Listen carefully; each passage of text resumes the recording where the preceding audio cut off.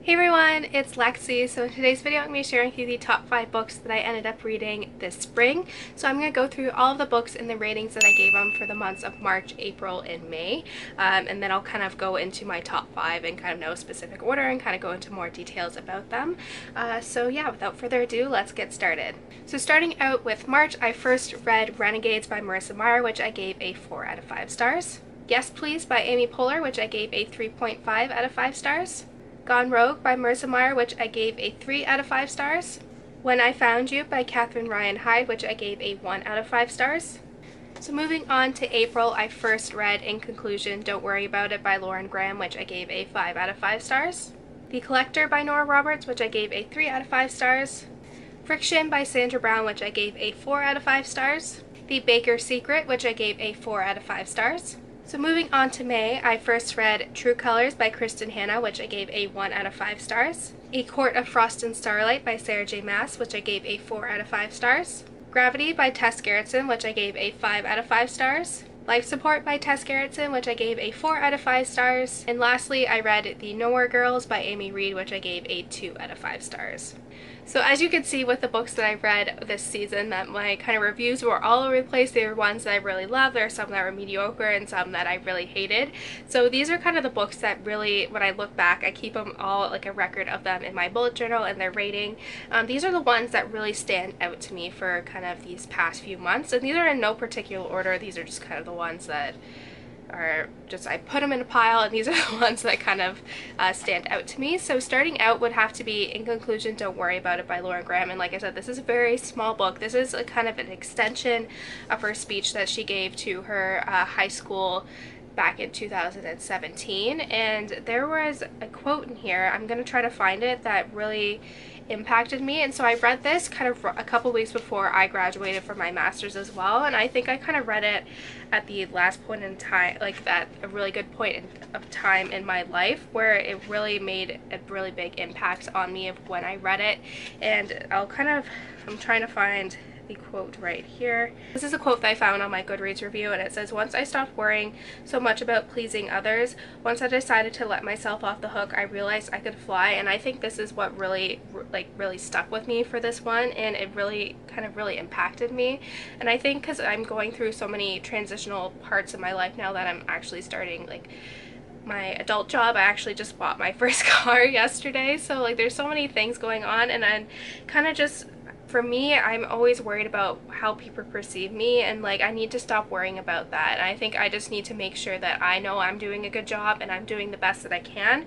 And I think once I kind of came to terms with that, I felt like this weight was lifted off my shoulder. So I think that's why, even though this was very short, it really made a really big impact on me, and I was really appreciative of reading this. And I totally forgot I pre-ordered it, and it came in the mail. It's like, huh, I totally forgot about it, but I read it in like one sitting because it's so short.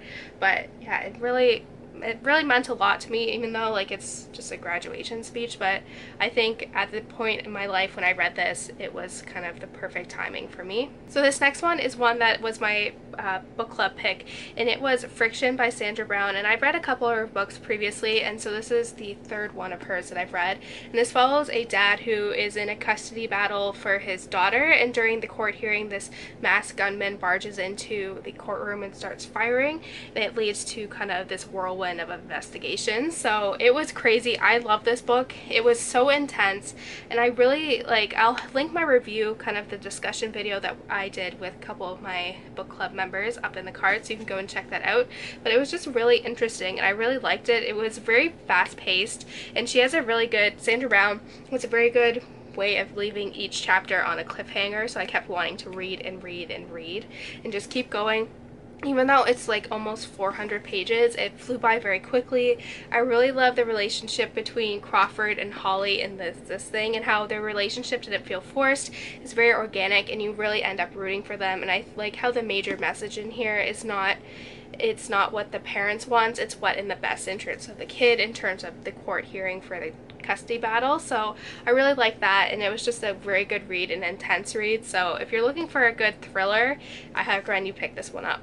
Next, I have The Baker's Secret, and this was a book that my aunt lent me back in December for my birthday because she knows I'm a big historical fiction buff, and I kind of got her into that as well. So this follows a girl named Emily who is living in France during the Nazi occupation, and it kind of follows her role. So she is the baker for the town, and she is kind of forced to make bread every day for the commandant. So she kind of finds a way to cheat the system where she can end up making enough bread for the commandant but also a couple extra loaves for the people in town. So she kind of becomes her mission to kind of keep the town alive, keep those around her. She kind of becomes kind of the middleman. So she kind of be like, okay, this person needs this, so who can I trade with to get that? And it was just really unique. It was a very heartbreaking tale, but it was just very impactful. I really loved reading this, and it was just, I don't know, it was a really unique read. I think it's a little bit different because it is told from the women's perspective kind of at the home front, and there was so many horrible things in here, and it was just like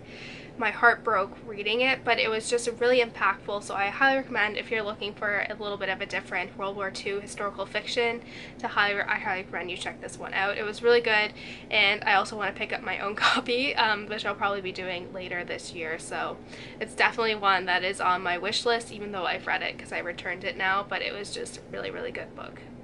Next, this was one that I wasn't really expecting to enjoy as much as I did, and it was A Court of Frost and Starlight by Sarah J. Maas, and this is kind of the novella between where the first trilogy ended and where the new one's going to be kicking off. So I know, like, I understand the kind of the flaws in Sarah J. Maas's writing and kind of the different aspects that take place in the Court of Thorns and Roses series, but I've kind of fallen off the bandwagon with Throne of Glass, I think. So I've been enjoying this series a little bit more. It's kind of like my guilty pleasure. Like I said, I understand the flaws in here, but it's just like a fun read, and I like kind of getting lost in this world. So this kind of takes place during the winter solstice, a couple of months after the events of the last book have ended. So a lot of the characters in here are kind of suffering from PTSD in their own way. So this is kind of told from Farah and Rysand's perspective, but we also get a couple in here as well. But what I think was, I just really liked being back in this world and kind of visiting these characters again, and how it's kind of setting up for the next one. We get little tidbits in here, and then also at the end we get a little sneak peek of the one that's coming out next year.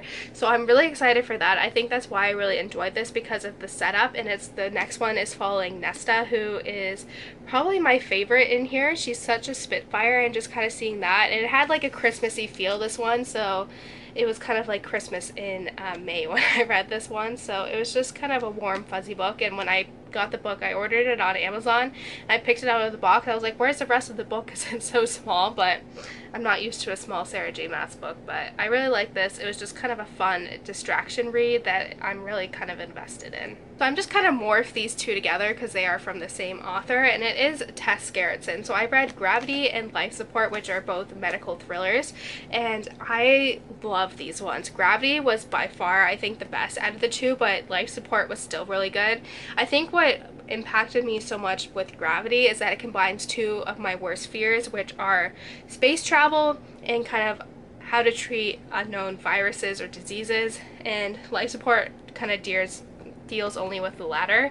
So, but what is so unique about these is that even though we only get introduced to a couple characters over the course of this, I am still very invested in them and everything that's going on. Like for both of these books, I had such a visceral reaction to it, where my heart rate was beating on my chest. I had a lot of anxiety, especially with Gravity, with space travel, but with everything there. But like, I was like deeply invested in it. I had to take breaks from reading it because I was like, my heart rate is beating out of my chest, like this is intense.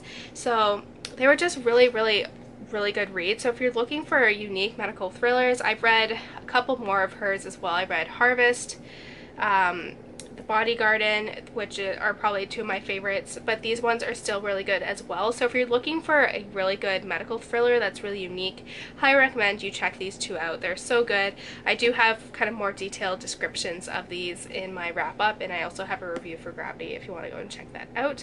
But yeah, these are so good. Tess Gerritsen is one of my favorite authors. I started reading the Rizzoli and Isles series when I was 14, and I've fallen in love with her work, so I only have one more book on my shelf of hers that I haven't read yet, so I'll definitely be picking it up this summer.